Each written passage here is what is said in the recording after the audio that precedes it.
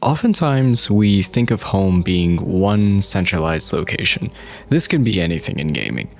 World of Warcraft, up until the upcoming X-Pack, Midnight, hasn't yielded any form of traditional player housing. This actually allowed the player base to form a sense of creativity, finding particular places in Azeroth in which they found solace and comfort.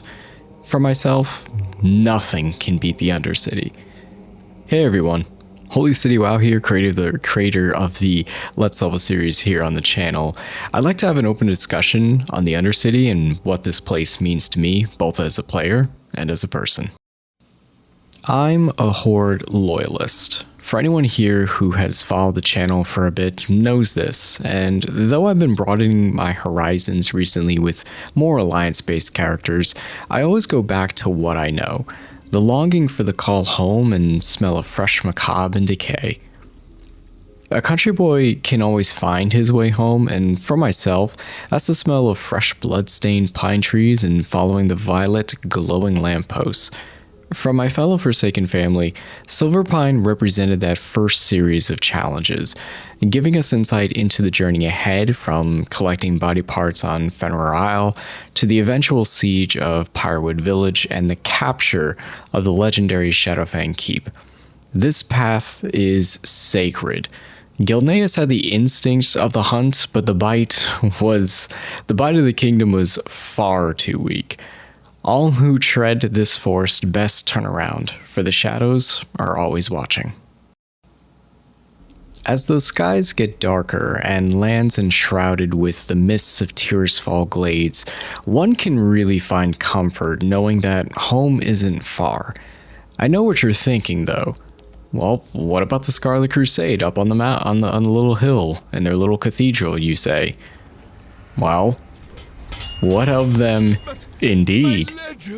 Losing Migraine and Thymane, yes, I know, just two joking names for Mograine and Whitemane, really did a number to morale, and simply put, they've never been the same since. Returning to Tirisfal is not without its shortcomings, though.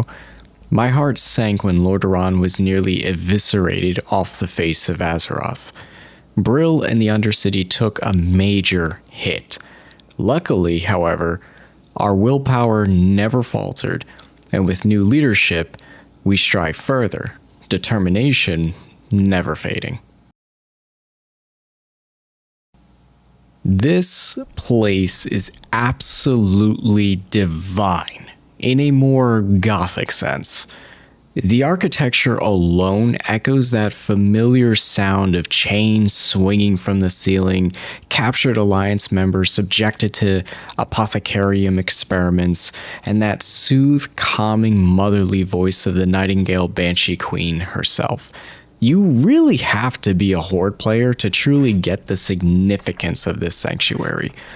This is where a young emo Holy City spent most of his time if he wasn't dungeon grinding, walking around, talking to the locals, and getting yelled at by the tailoring vendor for always asking for more materials to craft those rune bags.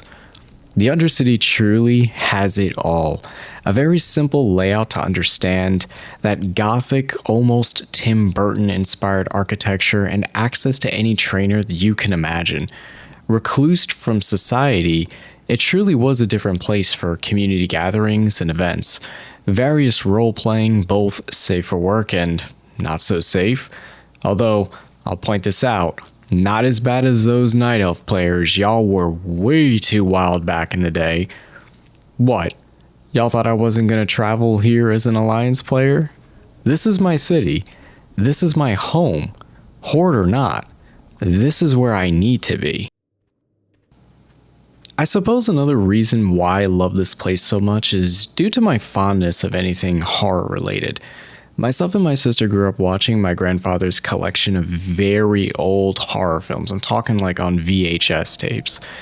I'm talking stuff from like the 60s and 70s and so forth, where directors simply put had no chill. And when I mean no chill, I really mean like I definitely shouldn't have been watching that stuff, but you know, such is life.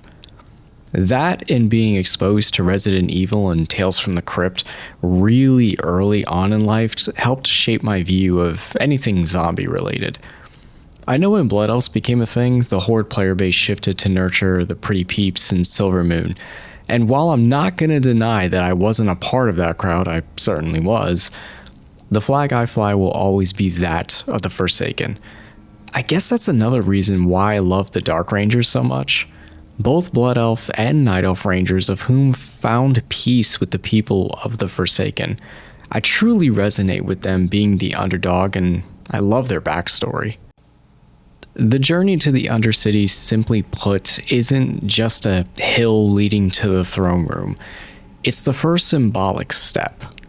And the tradition of having one player body in the elevator shaft isn't just a mere decoration piece. It's a rite of passage. For Night Elf players, how did you feel when you first got to Darnassus? How about my human family? Getting to the gates of Stormwind City and getting ear blasted by that frickin' music. You know the track I'm talking about. Or heck, how about my orc family with Boogie Downtown Orgrimmar? We all share that common first impression of hitting level 5, then getting to see our home city for the first time. It truly did leave a lasting impression. We all can unanimously agree on that. That first initial memory of saying, wow, this is going to be an awesome journey.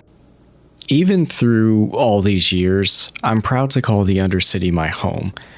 I may play many characters and share in the experience of leveling classes for the first time with y'all, but I always come back here, whether that's to take a minute to recoup and collect my thoughts, listen to Marilyn Manson or My Chemical Romance while crafting, or just wanting to visit the Banshee Queen herself. The Undercity is truly a unique place for myself and for many players out there. We may not have everything that we wanted, but we certainly had everything that we needed. Thank y'all so much for tuning into another episode of Off the Cuff. Again, I still really need to settle on a name. I have a few different ideas for the series for this specific playlist and such, which I also need to get done at some point. But yeah, I'm still deciding on a name. But y'all, thank you so much for tuning in.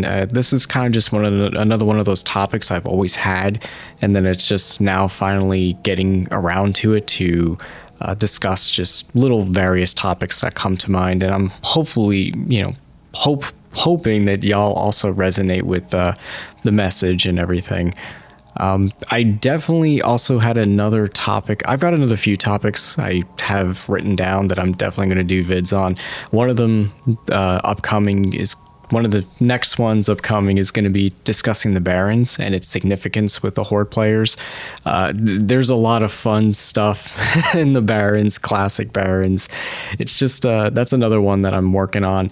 And I definitely have another one planned, but that one's still being blueprinted amongst all the other projects of leveling characters and such. Y'all are amazing. Y'all are incredible.